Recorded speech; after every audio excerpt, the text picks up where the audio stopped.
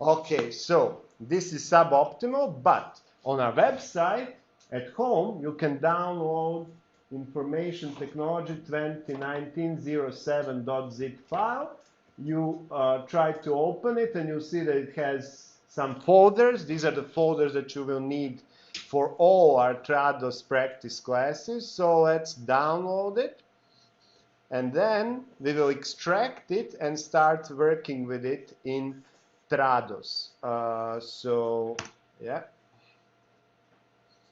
Okay. If you have no better location to extract this to, you can always extract to desktop, which is exactly what I'm going to do. So I will just put it on my desktop. And then we can launch Trados. So Trados, by the way, you can download from trados.com, which is the official homepage of Trados, and they currently have some, special offers for the beginning of the year. But if you go to freelance translators, you should have an option to download Trados, but I can't find it right now. Yeah, here it is, Trados Studio for freelancers.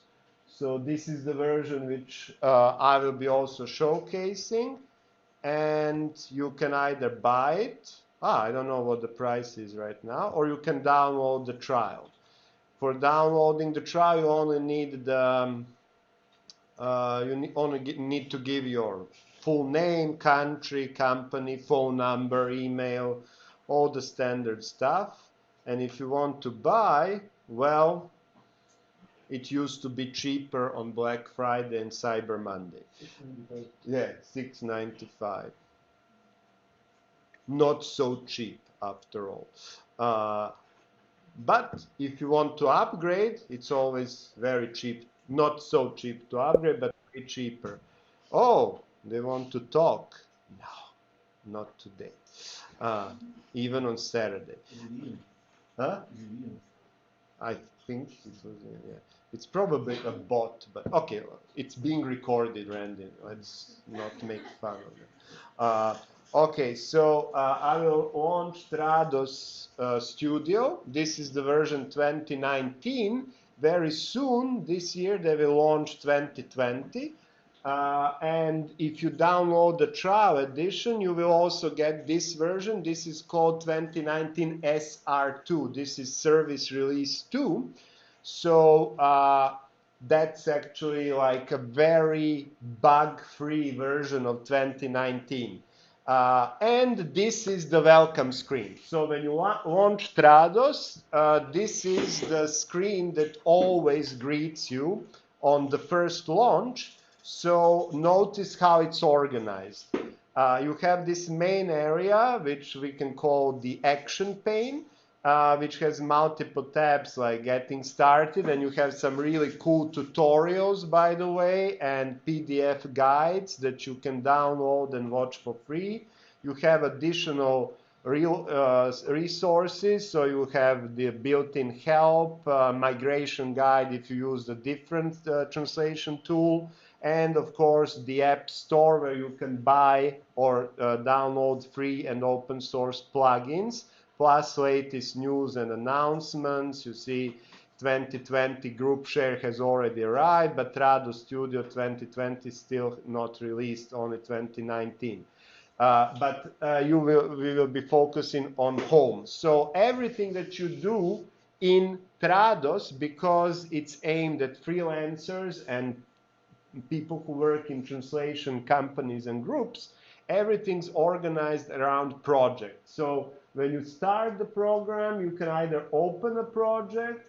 If you're working in a group, you can open a group share project, or if you have subscription for that, you can also use Language Cloud, which include terminology, shared term bases, cloud translation memory, etc. So when you install Trados, you will get a demo project, which is English-German. So you change to your projects not from this main pane, but from this actually small bottom pane where you have welcome, project, files, reports, editor, and translation memories. In the old days, these were all separate programs in the translator's workbench. Now they are all one program. So when you go to the project, here you see a sample project. It says it's in progress. There's no due date. You see your calendar. If you use a cloud provider, you see that you can connect to the server. You can see what organization you are working for. It could be a studio project, it could be a group share project, it could be a cloud project. Here, for example, if you are a freelancer, you can see the deadlines, you can see your clients in this organization list, you can see where you started translating, and here in the statistics you see how many files. For example, 5 translatable files, 0 reference files, and you are not using a server, and it's from English into German. Then, when you are in the project, when you double click on the project, it will take you to the file section. You see, by double clicking in the project, it will take you to the file. So these are the files in your project. You can have multiple projects, and each project can have multiple files. And here you can neatly see which files you have translated and which files you have not translated and which ones are translated partially and how much. So you can see that this try-perfect match is 97% translated. So if you are one of those people who want to finish the easy stuff first, you can open that file, and by double-clicking any file in the project, you are taken to the editor window. And this is the part that I was telling you about. In Trados, nowadays, thanks to the revolution from the version in 2009 and 2011, whether it's an MS Word file, InDesign file, AutoCAD, game engine file, subtitle file, you don't care about formatting. All you see is just the text in the source and the text which you are translating into the target. So you can see here that fundamentally everything has been translated except for this little sentence which says this is a new sentence. And this one is not translated. So those of you who speak German, what would be the translation of this is a new sentence? Das ist ein neuer Satz. Einen neuen.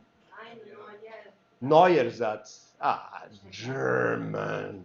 Das ist but ein, right? I was right about ein. Ein, and then, for example, if you have a big translation memory, Trados will also create predictive input for you. For example, das ist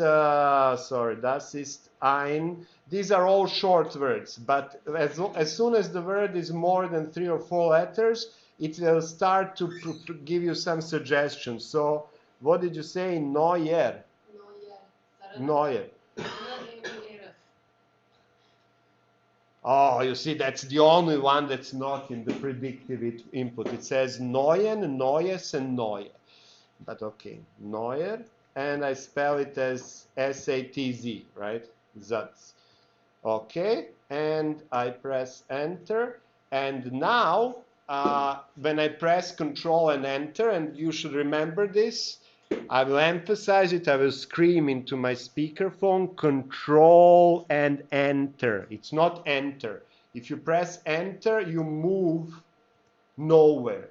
Enter doesn't work. So in Trados, in order to move to the next translation unit, by verifying that you finish this translation unit, you have to press Control and enter.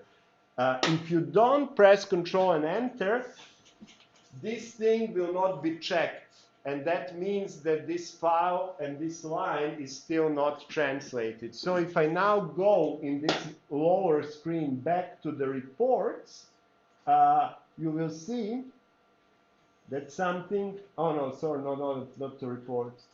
to actually, yeah, sorry, I didn't save my file. Sorry. Save, yeah, that's same as that. And I can, yeah. So now when I go to files, you should see that it's now, wow, it didn't update it. I don't know why. But this should now have moved to 98%. But this is probably because this is a demo file, I never worked with it.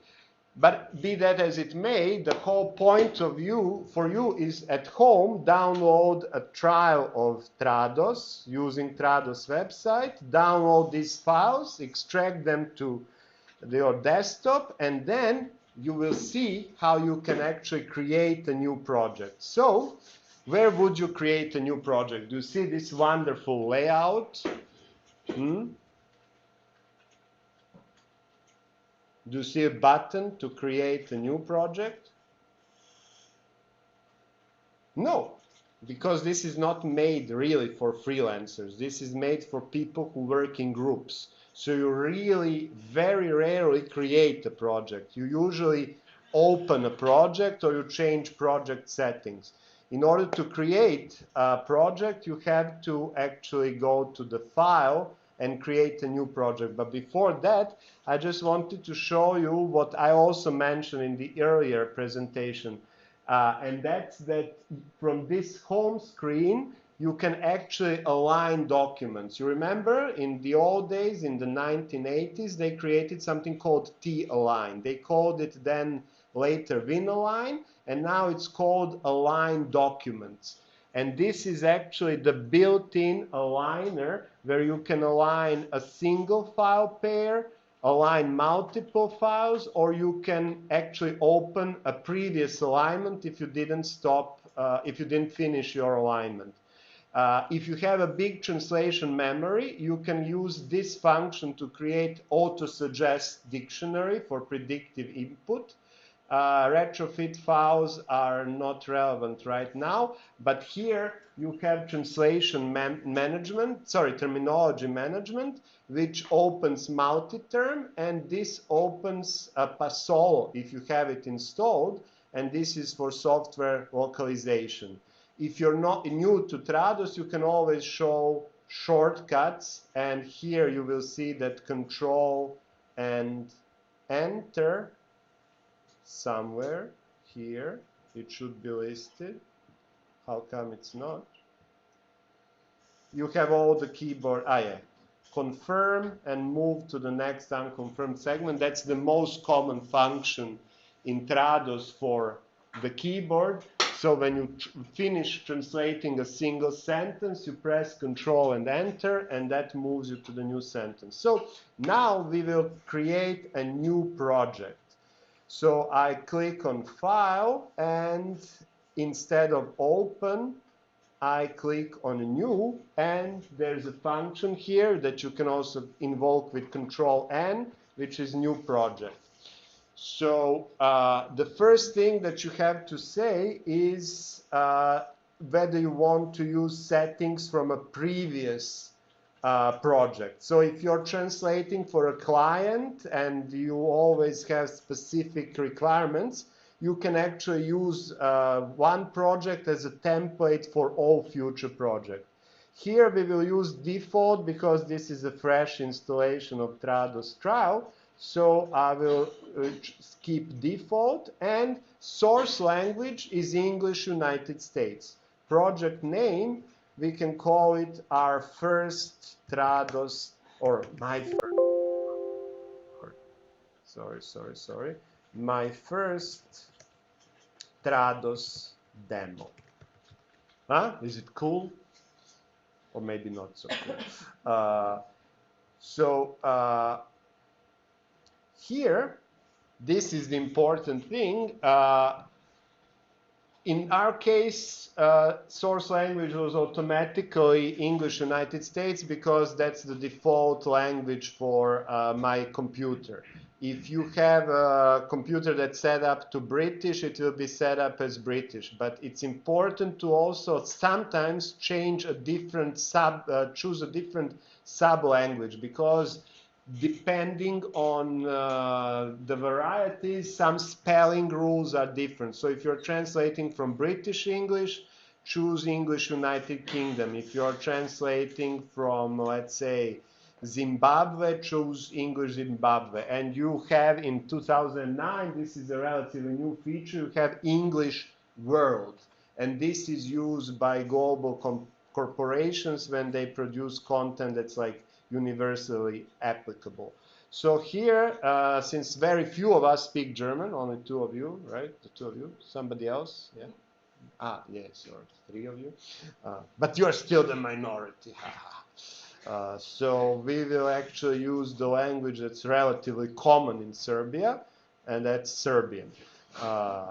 So here you have to scroll down in order, or by the way, since I like to always show keyboard shortcuts, you can start typing. You can start typing S and E and R, and then you get all the wonderful varieties of Serbian. So you can have Serbian Cyrillic in Bosnia and Herzegovina, Serbian Cyrillic in Kosovo, Serbian Cyrillic in Montenegro, Serbian Cyrillic in Serbia, Serbian Latin in Bosnia and Herzegovina, Serbian Latin in Kosovo, Serbian Latin in Montenegro, Serbian Latin in Serbia. So since, let's say, we have a client that's based in Vojvodina and they don't emphasize the Cyrillic script that much, let's say that we choose Serbian Latin Serbia. By the way, as you can see, this is one of cool features of Trados. You don't have to have a single target language. You can have a project where you translate into 2 languages. And we will talk about it next week. But for example, in Serbia, do you think that it's actually a cool feature? It is, because very often you will be translating in both Serbian Latin and Serbian Cyrillic. So this is quite cool. This is a really cool feature of Trados. So here, in this small window that I'm circling around right now, you have project files. So these are the files that you attach to the project. Now, what would you normally attach to the project? What do you need to have for a project? Sorry?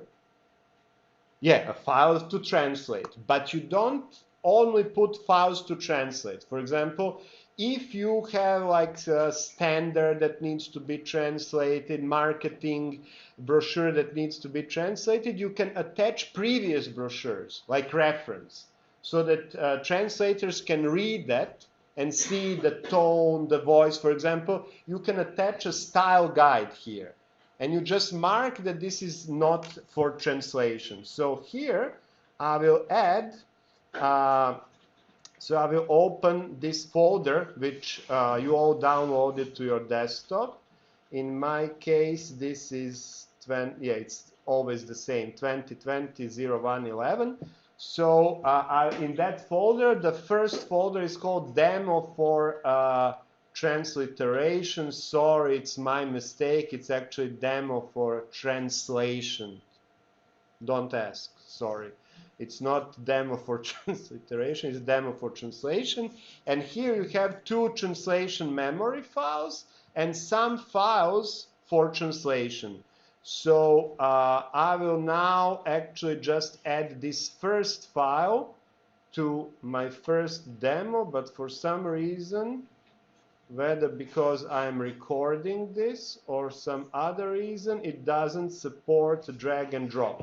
Okay, if it doesn't support drag and drop, you can always click on this little button and say add files. And then again from desktop, I will choose my folder and I will add this first file, which I call Trados demo file 01. Open. And now, This is actually what I was telling you about. Let's say that I want to add another file. Let's say this terms file. In this drag and drop menu, I can say whether this is translatable, localizable. So this is depending on whether this is text or software, or it's a reference file. So for example, here I have this Excel file with terms. I can say that this is not translatable, this is a reference. And that means that it will not be taken into calculation for how many words or characters you translated and what the scope of the work is. So that's actually the first step. So we will only translate this file, and this one you can use as reference. So let's move to the next thing. Now you can give a project description. You can, for example, allow source editing. This is useful if you are also tasked with fixing some issues in the source text, but usually this should be left unchecked. You can here define list of customers. For example, you can say that you are working for Žika Živac. Email Žika at PRS, preduzetnička radnja RS, and you can say that Žika Živac is your client. Žika is famous for asking translations day earlier. And here, as I mentioned, you can specify the due date. And for example, I can say I have to translate this by next Saturday at 6 p.m. And then if you have multiple people, you can, for example, if you assign users to your translation, multiple users, you can force them to have verification whether the files are okay, but that's not so important right now. So let's click on next. And here you get to the point where you choose your translation resources. If you were following this wizard on the top of the screen, you see the first step was creating the project, then general settings, which I showed you, who's the client, due date. Now you have to use translation memory. You have to choose the translation memory. So now, since this was supposed to be practice, I actually prepared two different translation memories, and if you look at them, in your folder, you will see that they look the same, 17 kilobytes. One is called version 1, one is called version 2. So I will open this in Notepad, both of them, and you tell me if you notice any difference between these two. Just a second, I think I can actually... No, I don't know how to split this, but Windows. Yep. No. No, I don't know. Maybe in View. Is there something where I can show two files at the same time? Okay. So I can do it here, but let's say. Look at this translation unit. It says, no, this one is better. The FIA Association for Road Safety invites all European primary school decisions, FIA Udruženje za bezbednosna putovanja poziva sve predstavnike blah blah truć. And this same translation string is in the same position here. Do you notice anything different between this one and this one? Remember, the devil is in the details. Is that Randy how we say it? Anything? Okay, yeah, you would have noticed yourselves, but the difference is actually in this language code. In the first version, it says that language is SR Latin CS. And here it says that language is SR Latin RS. So these language codes are the language codes which I linked on our website. And for Serbian, you can see that actually both are used by Microsoft. But Trados may behave differently based on whether you have CS or RS.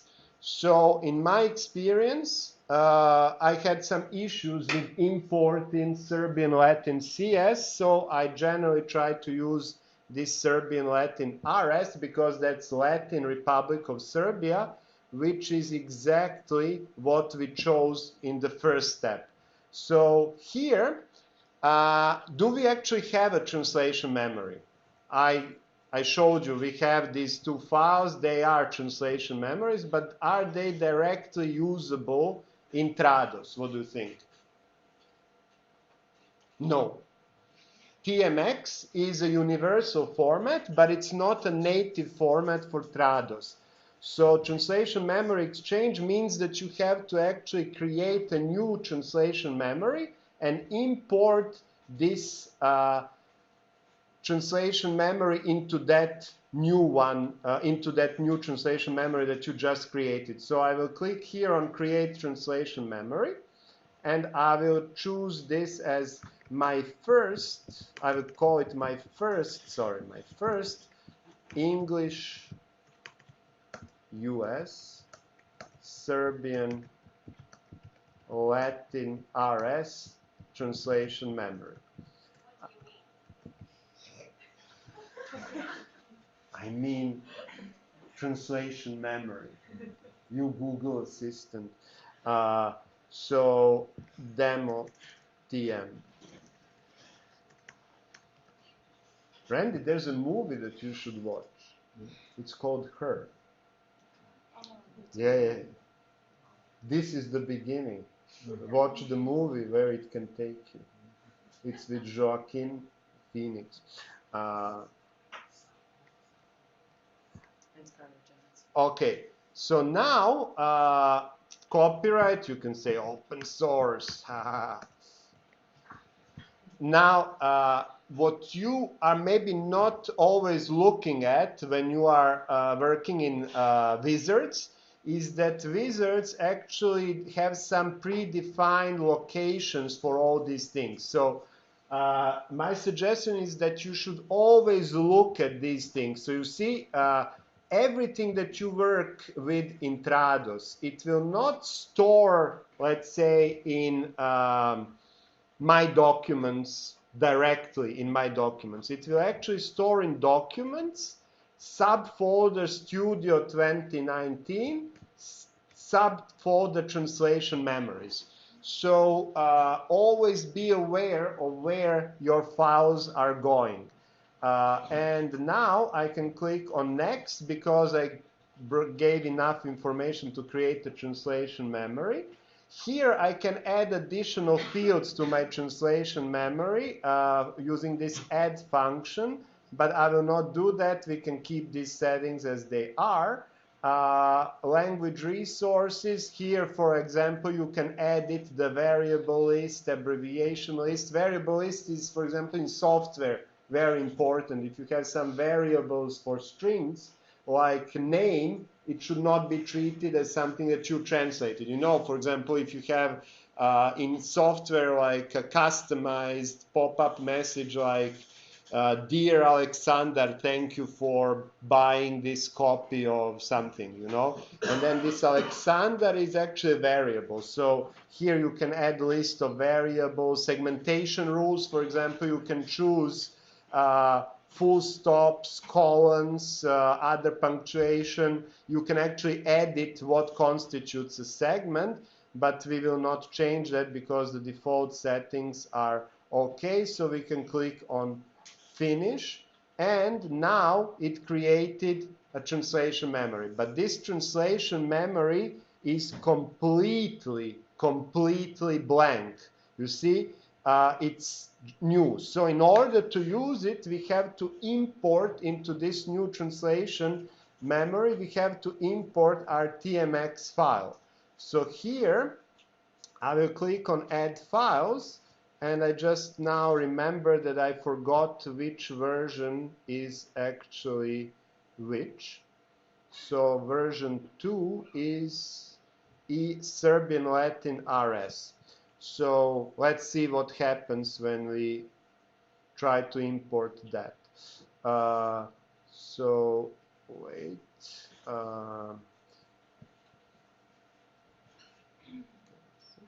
So here, yeah, sorry, actually it's okay. Let's try to import that one. Open, next.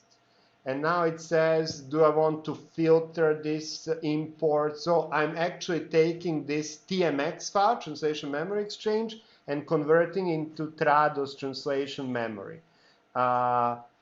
So I have multiple scenarios here. The imported data file will primarily be used with new native source files or with pre-segmented legacy SDL files. So new files, this is okay. And not mixed scenarios. I can click on next. I can force to import plain text instead of, let's say, formatting. I can exclude language variants, which for Serbian is sometimes useful. I can export invalid translation units into a separate file to see what was not imported. And this is very important. If you are importing to a big translation unit, you can choose what happens to the existing translation units. For example, if you already have a segment which says introduction, uvod, you have to choose what happens with that existing translation, whether you will create a new translation, whether you will overwrite, whether you will leave existing unchanged, or keep the most recent based on the timestamp. So I will simply add one translation unit, and here it says that it read 27 and imported 26, and that it's done. So now I actually have a translation memory that is populated with English Serbian translations. Now, by the way, I haven't tested this, but yeah, it actually works. You can always see your translation memories when you click on this translation memory tab, but yeah, it still doesn't work. I have to open it.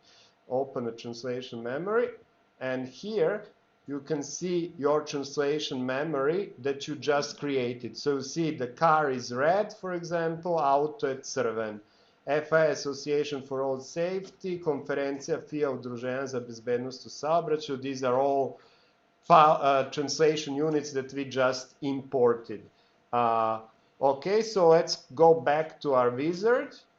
We added the translation memory. Now, before we click on next, you should understand the function of all of these things. So this translation unit is enabled. For example, sometimes you can have multiple translation units, multiple translation memories, and some of them you can disable for specific projects. So you can, for example, have a template which loads multiple translation units, and then here you can disable the ones that you don't need. Here you see the direction of languages, but this one is the most important one. Whether you are going to use this translation unit, translation memory to look up previous translation or not. So lookup means search this translation memory for previous translation that look like my new translation. You can give it a penalty. If you have multiple translation units, for example, you can penalize the one which you think is not suitable. Let's say that you're translating for Microsoft and Google. You can use the translation memory from Microsoft when translating for Google, but you will penalize the Microsoft translation because you think that their terminology may be different from Google's and their tone and voice are different. Concordance is whether when you don't remember how to translate a certain word, whether software will be looking in that translation memory to see, for example, if you forget how to translate a sycophant, to je ulizica, by the way, you can check which translation memories will be used for that. And the last option is again extremely important.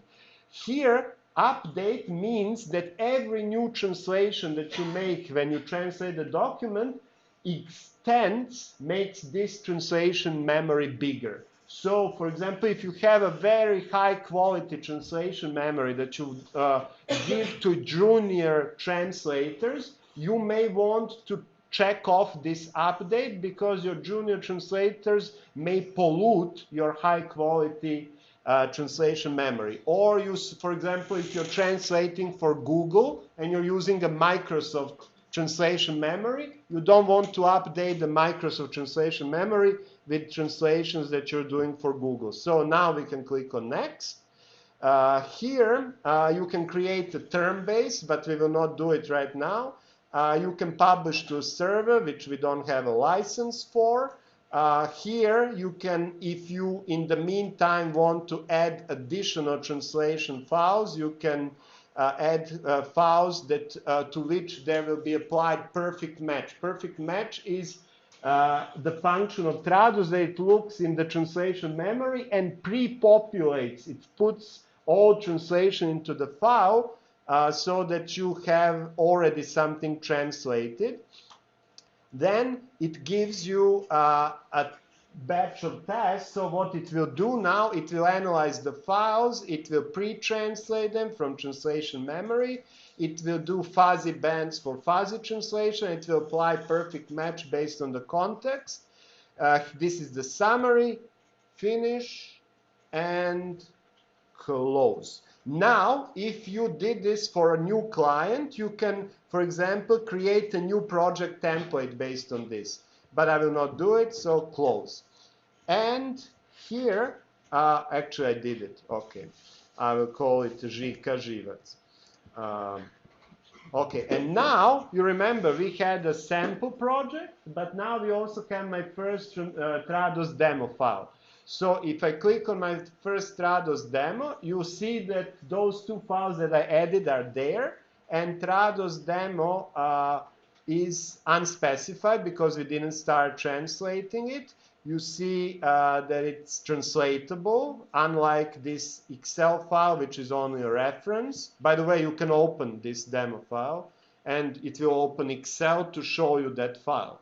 So if it's a PDF, it will open a PDF file. If it's AutoCAD, it will open AutoCAD if you have it installed. And here it says that this file that we want to translate has 297 words. So let's start translating it. And this is it. This is Trados. Isn't it exciting? This is a new sentence. Okay. You will have everything recorded on YouTube. Don't worry. And we will make a break in a couple of minutes because it's 7:23. So this is a new sentence. So you start, there's nothing in the translation memory that fits this. So I start typing and I say, ovo je nova rečenica. Full stop. And I press Control and Enter to move to the next sentence. And did you see what has just occurred? The next sentence is, this is a short new sentence. And it gave you a translation which says ovo je nova rečenica with 80% match. Why 80% match? Because it's a single word difference. So now in this top window, you see actually your current translation and you see the 80% match. And you see what the difference is. The difference is this word short. So I just translate this as ovo je nova kratka rečenica, and press Control Enter. And then this is a new short sentence. Again, it will give you the suggestion based on the first one, because new and short is different word order from short and new. You see? So it looks at the linear verb order. And now I will translate it as ovo je nova kratka rečenica, u srpskom funkcioniše u oba slučaja. And now, look what happens. Now you have, in the translation memory, this is a short new sentence, this is a new short sentence. And then the next translation is, this is a short nice sentence. So it will give you the suggestion from the one that closely matches this one, and this is a short new sentence. Ovo je nova kratka rečenica. E sad ću ja to samo da prevedem. Ovo je kratka, slatka rečenica. Može? Malo smešno, ali... And now you see also some issues with using translation memory. This is a new phrase. Ovo je nova rečenica. So sometimes you may be surprised in your work as a translator using Trados that some things maybe don't make sense. But this makes perfect sense from the point of view of Trados. Because the only difference between this is a new phrase and this is a new sentence is the final word. So although this sentence is about syntagma and not rečenice, for Trados, mechanically and binary speaking, this is a very good match. So this is a new phrase. I will translate it as fraza ili sintagma. Jeste li puristi ili ste... Puristi, dobro, sintagma. Ok, ovo je nova sintagma. Now, what do you think is going to happen with this next sentence, which is called this is a new phrase? Huh? Can you guess? Let's see. I will press Control and Enter. And this is the magic of Trados, which I told you in 2009 they started this, and in 2011 they finished it. They make sure that you don't have to care and you don't have to worry about formatting. So far, we didn't talk about these actually, let's say, letters at the end of each line. But these letters correspond to the formatting of each of these lines, of each of these sentences. And for example, you see that this is a paragraph style, this is a heading style. But it does more than just formatting of styles. It also takes care of the color, italicized, bold stuff. And you see, all these sentences are actually the same. This is a new phrase, this is a new phrase, this is a new phrase. The only difference in those sentences is its formatting. So what did it do? It automatically applied your old translation because you should not care about formatting, right? And you see what it says? It says that it's a 100% match. What you maybe don't notice is that there's only a pencil here. There's no check mark. That means that you always get paid. Even when there's a 100% match, in big companies you get paid because you have to verify that 100% match is good in this particular context. Well, in this case it's very good, it's perfect, so I will confirm this. Control Enter, Control Enter, Control Enter. Now, in the next sentence, you will see the next trick up Trados' sleeve. So you see, the team consists of 14 persons. Team se sastoji od 14 osoba. Ili članova. 14 osoba. What do you think is going to happen when I press Control and Enter? Do you see what the difference between this sentence and the next sentence is? The only difference is a number, right? Here it's 14, there it's 23. What do you think? Is it going to be a perfect match, or it's going to be give me just a suggestion? Yes, it's going to be a perfect match. Which is not always okay, because in Serbian you may have different case endings based on numbers, but in this case it really is a perfect match. So here you may think, okay, it's not such a big deal because fundamentally, you know, I could have retyped it. But what, for example, if instead of 14, you had something like the increase in sales in this quarter was $1,500,063.12. It's much easier to let Trados simply type in the numbers. Do you agree? So you check whether the case endings are okay. Tim se sastoji od 23 osoba, pa ne valja u stvari, je li tako? Treba 23 osobe, you fix it, and you get paid more because you fixed a perfect match, and then you move to the next thing. And now, you see here, in this sentence, there are three symbols.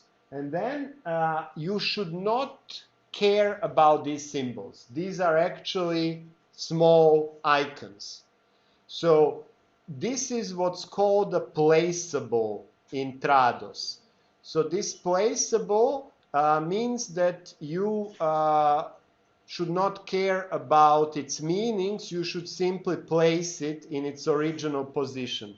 And the best thing that you can do here, which I can do also on my keyboard, is press Control and Insert. Control and Insert is a command which means copy source to target.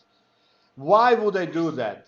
I did that because now I don't have to copy all these placeables manually, right?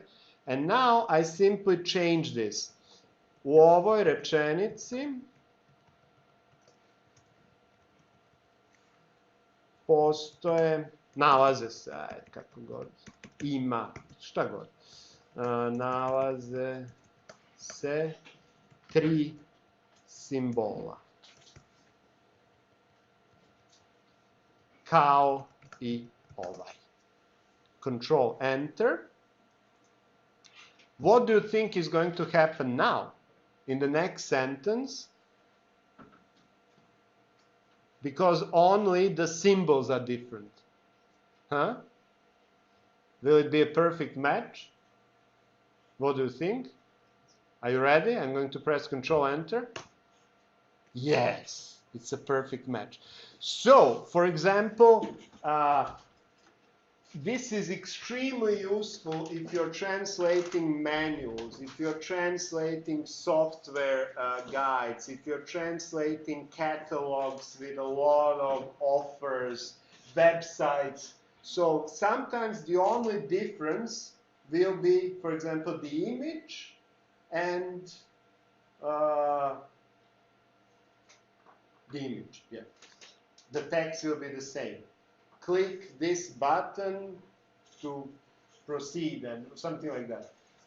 So this will actually take care of all these symbols. So in websites, software, online catalogs, online shops, this function is extremely useful because you don't care about photos, you don't care about buttons, anything.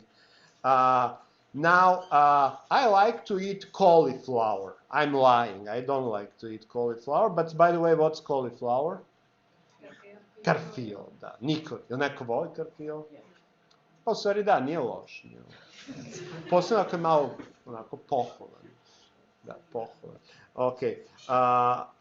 Volim da jedem karfil. Control Enter. Now, why I put this sentence here? This, by the way, this file was not created randomly. This file is created to show you the features of Trados, and it's an evolution of the file which I was given at my first Trados training in 2004, but the things are still the same. Let's say that you are translating a big document, and since you're not big fans of cauliflower, you forget how you actually translate cauliflower. So in that case, you select cauliflower in the source and you press F3. And in that window up there, it now shows you from your translation memory every single sentence where you translated cauliflower. And cauliflower is highlighted in the source. It's not highlighted in target because Trados is not that smart, but I can guess that I actually should put Carfio there, right? So that's actually, you remember when I told you concordance function in translation memory? That's concordance. So if you have a big translation memory, it's like a dictionary. You don't remember how to translate a word or a phrase, you select the word or a phrase in the source, you press F3. You don't have to press F3. You can also select the word, and then you see here it says concordance search. When you right-click it, and it will give you the same result. So then you can actually copy from here. You select Carfio, and then you start typing Krompir.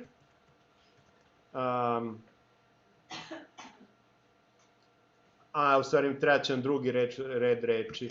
U mojoj bašti rastu krompir. Control paste, odnosno Control V to paste, Carfio i jagode. And then you press Control Enter, and this is actually how you can use concordance. Now, here, do you notice, I don't know, the resolution of my projector is really terrible. In August 1999, there was a solar eclipse. So do you see that 1999 is underlined? So 1999 here is just an example of a number. It's not in our translation memory. But sometimes you don't want to retype the numbers because it takes a lot of time. And then you say, o Augustu. And now, wouldn't it be nice if you had some kind of a function which would really just insert 1999? Well, there is a function which you have here, and it says, quick place. Quick place. Quick place inserts these underlined placeable items from the source, but there is a new feature in Trados since version 2016, so simply start typing. Oh, no, this is weird. Actually, it should have given me a predictive input. Okay, so it doesn't work. I have to use quick place. Quick place lists all items from the source that you can insert directly. So I chose 1999. If it's a big number with many, many digits, this is extremely useful. U avgustu 1999. godine desila se solar eclipse, desilo se pomračenje sunca. It's not useful just with big numbers, but also with, I know that you're going to laugh at this, but some of the mistakes that you all made in your translations, you know, Columbus discovered America in 1942 instead of 1492. This sort of stuff. It happens all the time. People permutate numbers, so it's a good function to use whenever you can. Right there. Exactly.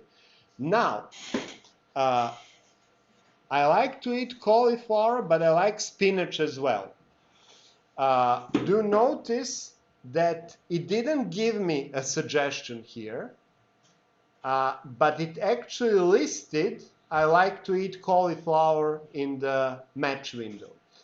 Now, why is that happening? Well, let's go to project settings. Here, in the project settings, you have language pairs. And in language pairs, you have translation memory, and here you have search. In this search setting, you actually specify what's the minimum match value that you want to see as a suggestion. So far, we always had more than 70%. You remember? Nova rečenica, nova lepa rečenica. But in this case, look at actually the sentences. I like to eat cauliflower, but I like spinach as well. But I like spinach as well has 1, 2, 3, 4, 5, 6 words. I like to eat cauliflower is 5 words. So this is definitely less than 70% match. So if you go to project settings and you go to search and you, instead of 70, put, for example, 35 and you press OK, look what happened. Instead of nothing, now it says 51% because it's like half a sentence. So volim da jedem karfio, and now it's actually useful. And you see it also suggests karfio, but I already typed it. Volim da jedem karfio, ali volim da jedem I spanač. Jeste vidjeli sad kako funkcioniše predictive input? When it notices something repetitive, it gives you as a suggestion. And now I will... Now, here, of course, for example, if you forgot how you translated solar eclipse, you can press F3 and you see that it's pomračenje sunca, and then you can copy it from your translation and say copy and paste, pomračenje sunca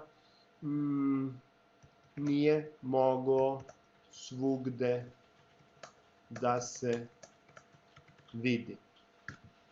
Now, what would you do with this thing?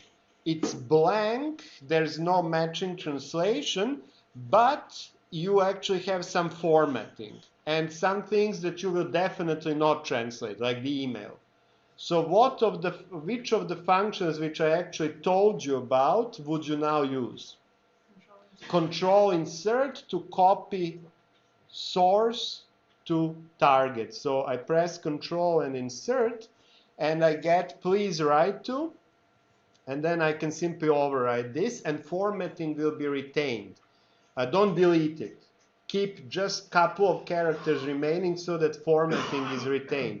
Even better, start typing inside the word. Molimo vas da pišete na adresu. Oops.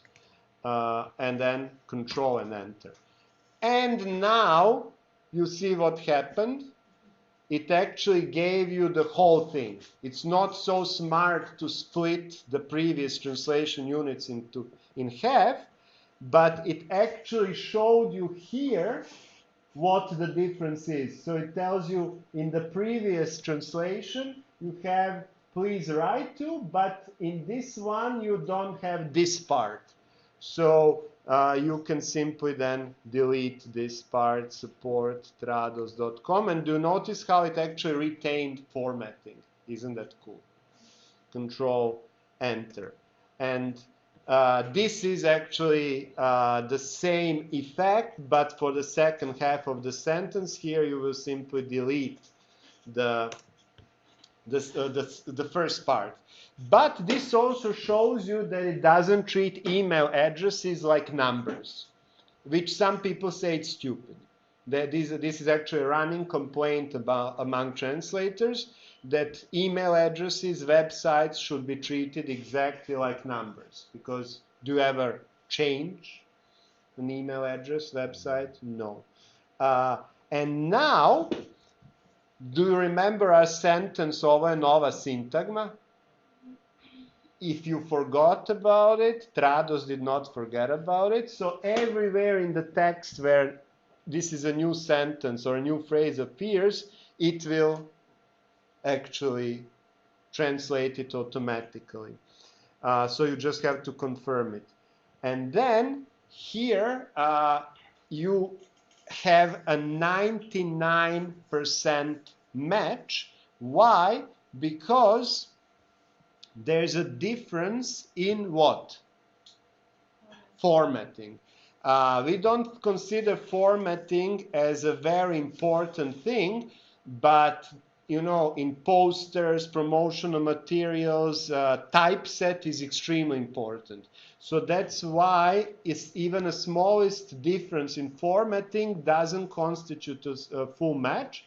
And here you see the limits of Trados' smartness. So it doesn't know which word to underline. And my suggestion in these cases is to always copy actually this word from the source and paste it into your target. Ah, Jesus, it doesn't work. Let's try from here. They always change something. Yeah, here it works. It doesn't work from the top window, it works from the side window. And then you say ovo je nova syntagma. This way you retain the formatting. If you try to apply formatting yourselves, sometimes it may end up not being exactly the same. So when it comes to formatting, my suggestion is always to copy words with formatting from the source. And here, for example, unlike the underline, italicized is recognized. You see? So it's very chaotic, not always perfect, but it works. Ova and nova syntagma, again, you see that underline represents a problem. So I will simply copy it here and say syntagma and control and enter. And this one is actually, again, 99% match because this is bold, and then you copy bold, and you no, what happened? Well, in this case, you can press Control and B, and it will make it bold, okay? It works. This is a new phrase. Now, do you notice a huge difference in the number here? So far, it was always 99%. How do you explain that now it's 90?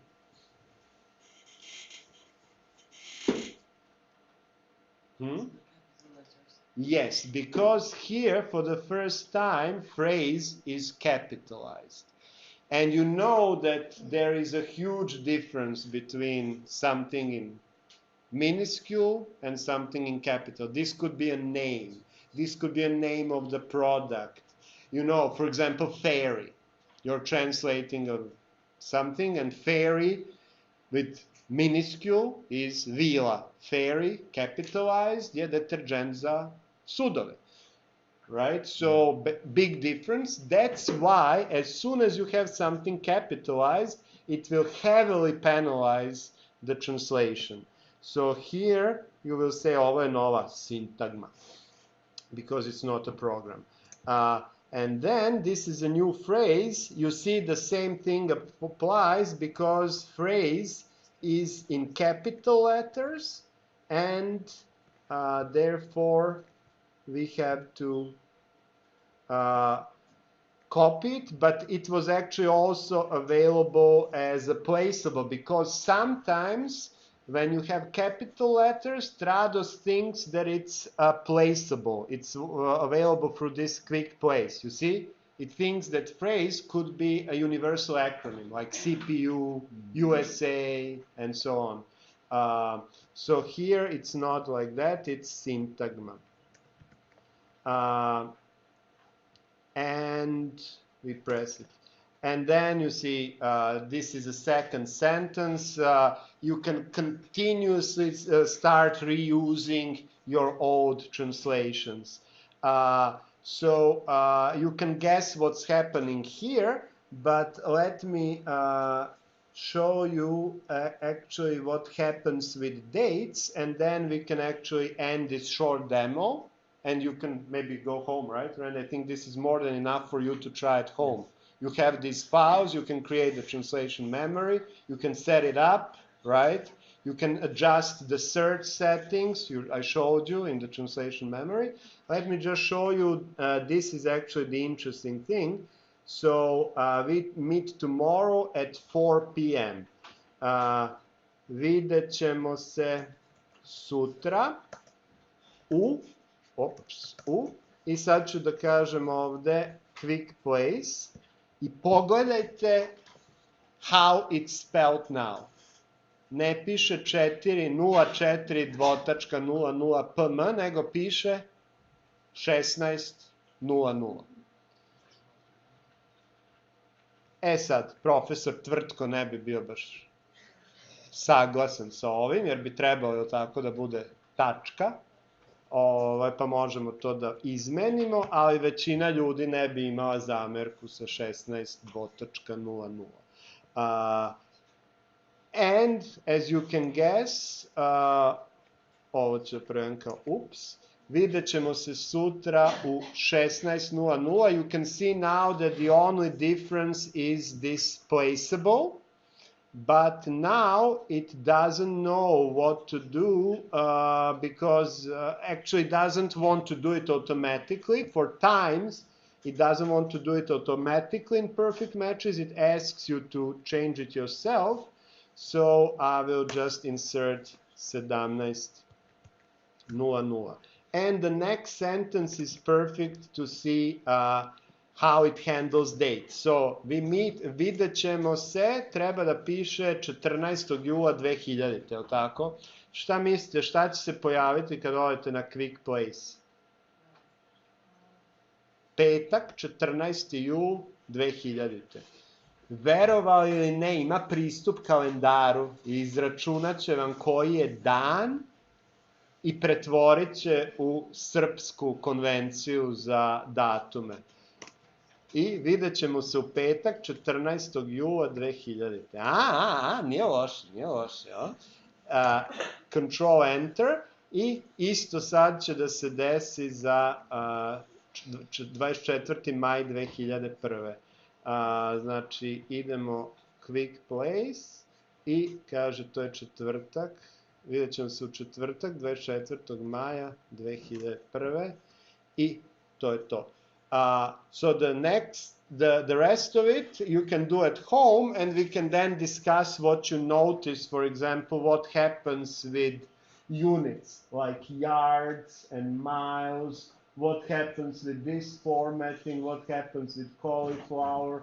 There are some things here that you can still experiment with, but my suggestion to you is simply do this entire file, because it will show you how Trados actually works. But before we stop, there's one interesting thing that I have to actually tell you about. So, of course, you always have to save it, press save. But then what you can do, even at this stage, and this is what many translation agencies do, is they export for bilingual review. So, for example, you are halfway through your translation, and your agency wants to send it to a monolingual reviewer, let's say pravnik, koji ne zna engleski, who will check whether your legal translation matches the Serbian legislative language. So I simply click on this export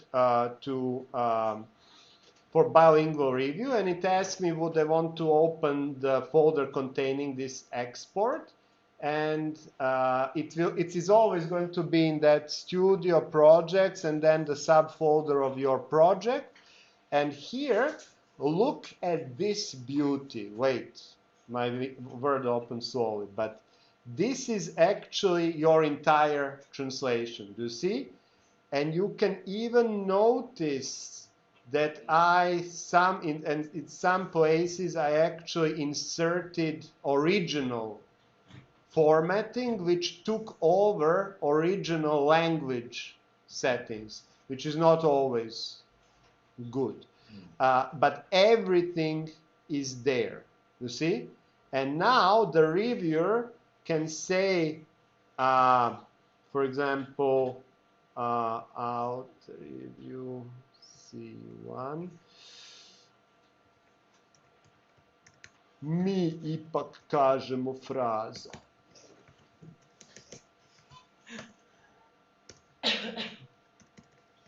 Ispraviti svugdje. And that way the reviewer can, and yes, do you see that track changes is turned on? For example, the reviewer, for example, can change the style and say, molim te, piši na mail. Recimo, hoćemo da zvučimo fancy. And when I save this, try to do it at home. Export this translation that you made, make some changes there, and then in your project, update from the bilingual review. You will see that you will have an option to accept changes, like in MS Word. Try to do it at home. And this is actually how the process really works in real life. So you do the translation, they send it, because the reviewers don't have to have Trados, they work in MS Word.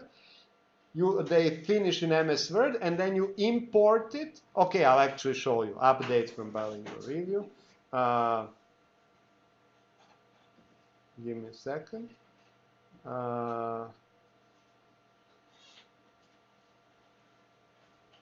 What the hell? Well, this should not have happened. Somehow we ended up in German.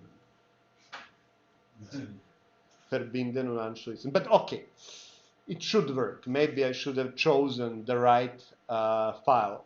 But do it at home and you will see how cool it is, because then you can accept or reject changes, and you can add comments, and you can start arguments with your reviewer. So once more, I apologize for the mishap with Trados missing, but you can do it at home. You have all the resources. And now I will also officially